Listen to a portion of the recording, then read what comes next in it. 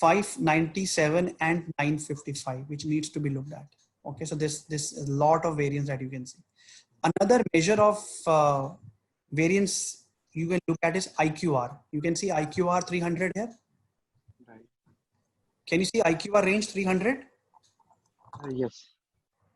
IQR is basically the difference between Q3 and Q1. So Q3 minus Q1 is the IQR. IQR helps you to identify what is the total amount of variance which is there in this particular figure. So 300 is the number which is given here. Okay. So if you want to interpret this example of AHT, it basically first of all tells you how your data is segregated. First 25%, second 25%, the remaining 25%, and the last 25%. Okay. So the average is 437, and between 597 and above, the last 25% lies in. So that's what your focus is. We can do box plot group wise also, wherein you have different groups and you want to see which of the group needs to be more focused at. So for that, you go to graph, you go to box plot, you mention on with groups. Okay. So earlier you were looking at the entire HT. Now you can look at for groups. So in graph variables, put HT. In categorical, you want to look for gender wise. Let's say we look for gender. So I mentioned gender here. I click on OK. Now yeah, I would see two box plots. One is for female and another is for male. Now I'll be able to compare of them that which of these two groups is having more variance. And if yes, where we need to focus on. So that criteria is to be checked with the help of IQR. The higher the IQR is, it is not better for the process. The lower the IQR is, the better it is. Somebody has a question? 5 asterisks on top of the male chart. Yeah, I was also about to ask that. What is that? Is it like conditions applied? So no, that is a special cause. That is a special cause. So it is showing the whiskers there. Okay, that it's an outlier. Okay. Oh, so that's one single value that is lying over there. That is what you mean to say. Yeah. So this is an outlier. This says that if you look at the overall spread also, okay, and this says that these are the outliers. Although if I compare male with female, the IQR of male is 239 and IQR of female is 311. So overall, if I look at it, I would find that the female's performance has more variance. Okay. But in the male's performance, we would find that there are some of the data points which are very extreme, which are showing outliers. And it also mentioned that on the row 85, it clearly articulates that on row 85, that there is a HT of 955, which I think is the highest. And here in this case, the highest HT has gone till 924.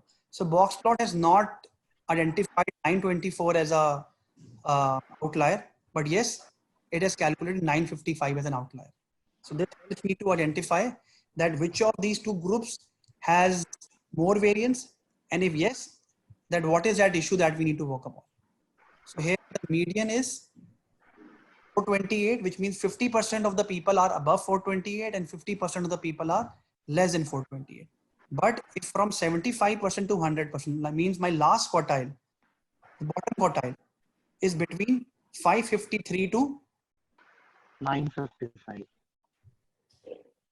955. Yeah, 955.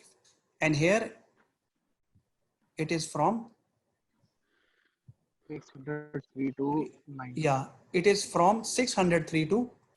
So this is what box plot tells me. It tells me that which of the quartiles that we need to focus on and what are the IQRs that we have. So that's what we can help. We can interpret with the help of box plot. You can use box plot for multiple groups as well. So when you have managers, you can mention 3 and you'll be able to see the variance out of them. So just remember, this is to be used only when your data is continuous. It cannot be used on a discrete. Always on a continuous sort. Okay, so I would share the table of content with all of you. Okay. And apart from that, if you have any questions, we can have a class which could be on the doubt sessions wherein we can look for all the questions. But I would recommend you to refer the material that I've sent across, the recordings that we have there on the LMS. But still, if you couldn't find any of the topics, we can have a class for sure wherein we discuss. And the topics, the question that you ask on the gauge RNR and the other example that you see there, I'll be looking at the examples from you. One more question, Shiban. The CPK requirement is 1.33 minimum it should be. But in some of the organizations, they measure in ZST and they say it should not be less than 3. So is there any conversion for CPK to ZST? So CPK, when we calculate at a short term ST, okay, then it is 1.33. And in some of the organization, they consider as a 3 because it again depends upon the type of industry they are referring to. So as an industry standard, it is 1.3. But there could be some of the industries where they want the design to be very, very accurate to ensure that there shouldn't be any special causes variation. There they can use till 5 also. Therein they expect the CPK has to be 5. So just remember what is CPK. Okay, then you will be able to answer this question. CPK is the process performance index and CP is the process potential index. So process performance index says that how much my process is currently performing at. This is the process capability that is performing. So some organizations say, okay, if it is 3, then also I would say my design is good to go. But some says that if it's 1.3, I'm okay with it. So it's all depend upon the discretion that some of the organization takes it. Similarly, confidence level of 95% and confidence level of 99%. That's how people look at. So there might be many more questions. More you study in detail, more examples that you come across, more practices you do, the more questions that you would be coming up with. So by that, you'd be able to do that. So one important thing that I want to tell you is that all these questions which you are practicing it through sample tests, which you might be doing it for any other test which is not from Henry Harvin, you would find some of the questions using a different terminology, but the message remains the same. Okay, so don't just get confused with it. Make sure the topics that you've covered, you have the thorough understanding out of it. So for example, if you want to train somebody, you should be able to train it that way. So that's what your objective should be, so that your concepts are clear. So there is one topic which is design of experiment that I was able to do. So if you have 10 minutes that I can do it right now also, or if you want, we can do it later. So it's all up to you. I was able to figure that out, the issue that we're facing. We can complete that. If it is not going to take, yeah. Yeah, it depends upon the questions that you have, but I can do it I have already done it. Just let me show it to you. It was not the Q plot, you all were right. It was Multi-level factorial. So it was, just to show it to you. Multi-level. Again, it was a factorial plot that we had to click on, not on the Q plot. So it will get enable, and then this graph would come. Okay. Everything remains the same. Then this graph would come. Then it says that so this time I've taken, so what I've done is I've taken 3 factors, okay, and 3 levels. The factors were factory, manager, and shift, and levels were in factory I've taken ABC, in manager I've taken Mohit, Rajiv, Simar, and in shift I've taken evening, morning, and night. Okay, so these were the different levels that I've taken. So instead of Q plot, just a minute, sorry. Instead of Q plot, I clicked on the factorial plot. So this is how this figure comes up, and this shows that which of these combinations that we should go for. Okay. So here there is a tie. If you see, it says for factory A, the mean is 11. The factory B, the mean is 11. Okay. But for factory C, the mean is 10.889. So this is the lowest productivity. So I cannot go for it. I can go for either A and B. Similarly, if I look for the managers, Mohit and Rajiv, their average mean is 11 and Rajiv is 11. So we will not conclude Simmer. But in terms of shift, it is a nice shift where we see the maximum productivity. The mean is 11.22.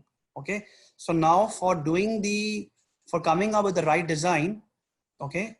So we have to conclude between A and B and Mohit and Rajiv to ensure that we come up with a design for the night shift. So usually you won't find a tie here, but in case there is a tie, it is on the discretion of the management.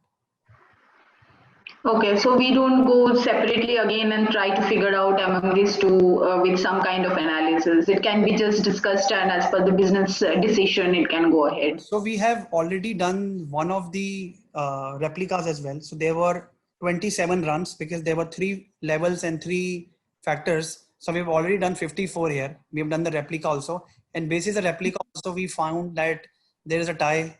So therefore, one thing is for sure that we will come up with a night shift. Evening and morning will not produce. And one thing is for sure that we will not take Simmer and C. But yes, between A and B and Mohit and Rajiv, that is a discussion that which needs to be done with the management. So that's okay. what, so when you have more than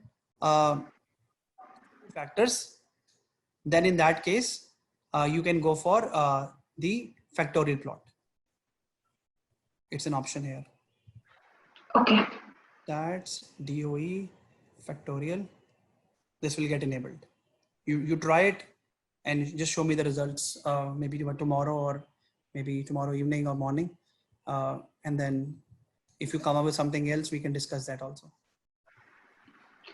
So 2016 Minitab will have these features, right? I mean, I'll have to check. I've not been using, I've not done an experiment in 2016. I did it in 2018.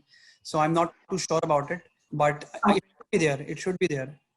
Okay. Maybe the options are different, but I just check it. And if there is any trouble, just let me know. If you're not sure. Sure. Thanks. Not a problem. So I think we have over exceeded the time. Sorry for this, but it was really pleasure interacting with all of you. I have learned a lot from you all. There were a few times where I got stuck. You all have tried to help me, like today and some days before also. So it was not like that I was training. It was like I'm also getting trained on some of the new things that you asked. I think those were really good, really good, which has helped me to learn few things. Likewise, today's question was whether the range is it for the consecutive it's for. So those are the things which, you know, I have also learned during this training, and which I really glad that you all have thought from that point of view. So thank you so much to all of you. You've been really cooperative during the network issues time, between the time when we were not able to come up with anything. So thank you so much for your time and patience. Thank you, Simmer. It was an amazing Thank you, Simmerpreet. session.